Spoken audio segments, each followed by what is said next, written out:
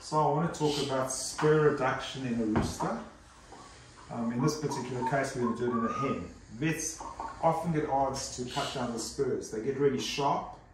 They cause damage. You can kind of get an idea how sharp they are. So you're talking about the big spike on the back of the leg, is that? Yes, the big spike on the back of the legs. You can actually see She's trying to kick you. they're really sharp and they can cause a lot of damage.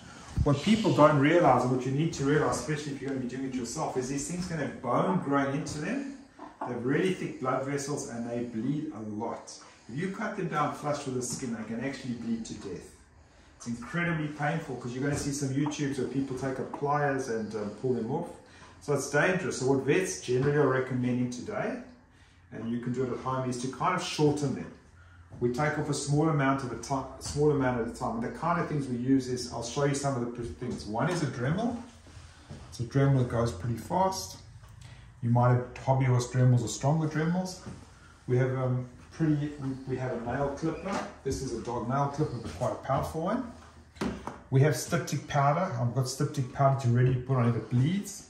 I anticipate bleeding. I've got bandaging. I've got vet wrap. I've got some more bandaging. Tissue glue as well. So I've got various things to control bleeding. It should it bleed, because this bird's coming as a healthy bird.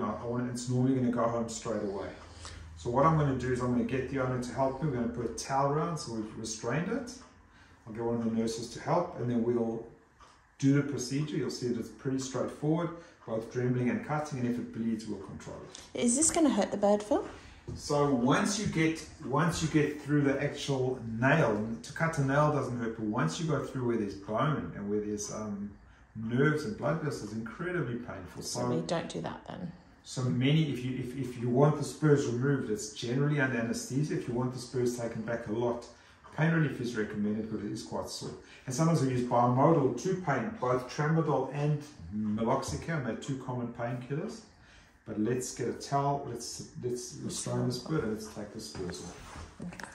So, the reason we do these procedures is not cosmetic. We do them because kids handle the birds and can be really painful, and they can really harm other chickens. These things are powerful, so we're not doing it for cosmetic reasons. It could bleed a bit, so I'll start off just giving a little bit of use a little bit of alcohol just to clean it. I'm now going to cut off about 1 centimeter or so.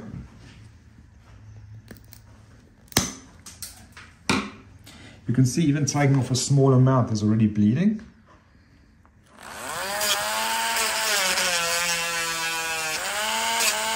Now here's what to take that edge off.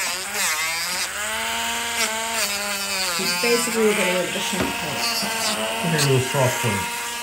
Now if it was bleeding a lot, I could cauterize. What I'll do at this stage, I'm going to put a bit of styptic powder, a little bit of pressure. What is styptic powder? So styptic powder is a powder that actually contains usually silver nitrate and various things and causes the blood to clot. So it's not something we want them eating, but... We have a first aid kit. If anyone buys our first aid kit, we put it in because a lot of time when you cut birds' nails, they bleed. So I've got control. I'm now going to put a tiny drop of tissue glue.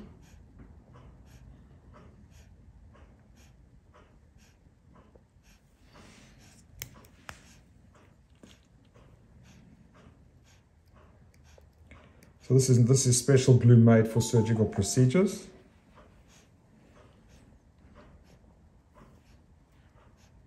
And you can see doing it this way, the chicken's there's not too much discomfort, there's not too much pain. It dries very quickly, and I'm going to use it's a little bit of bandage. It doesn't really stick, it comes off easy, it's made for humans. Hyperfix, we just happen to have it, it's not something you have to use.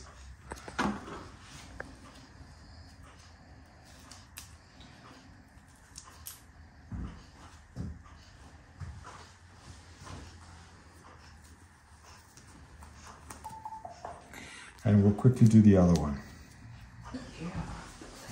So the same thing. Let's restrain a little bit. I've got the wings here. Yep. Okay, so you can see how long this is. You can imagine how much damage this could do.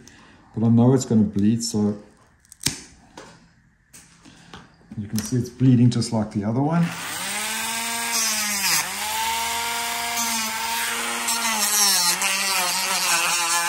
Will it grow back?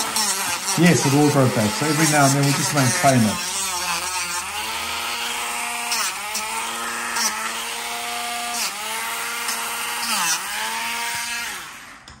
So you guys know the routine. A little bit of styptic powder, a little bit of pressure. You know you've watched it, you become old hat at it. It's straightforward. A small amount of tissue glue.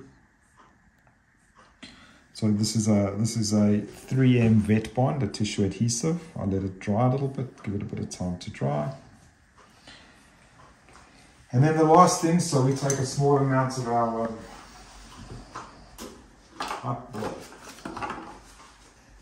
So this is a hen, so hens get it as well as roosters? So it's usually a problem in roosters, but you can imagine the rooster's trying to mate a hen and jumps on with these things that could really cause harm. But it's a fallacy that we think only roosters often have bigger spurs. It's part of the whole big rooster syndrome, but yes, hens can get it as well. And it's a quick procedure, so it's just a consult, and during the consult we do it. There's no bleeding, it's controlled. And if these things come off 24 hours later, they should be, it should be fine. Good girl. And let our little girl stand up. Ready? Yeah. And then you'll notice we apologise for the white, but some people, we do have different colour bandages. So some of our hens prefer the pink or the blue, but the white works just fine. And you can see there's not too much pain. If we went a centimetre further, it would have bled a lot more and been a lot painful. As far as I understand, I haven't caught the nerve yet. There was zero pain during it today. And this is what you want. A pedicure. Pedicure for a chicken. We could do the other nails as well. But yes, trimming spurs is something you should do at home. It's easy to do. Get the right things, and this video would help you, enable you to do it easily, painlessly. Take small amounts at a time.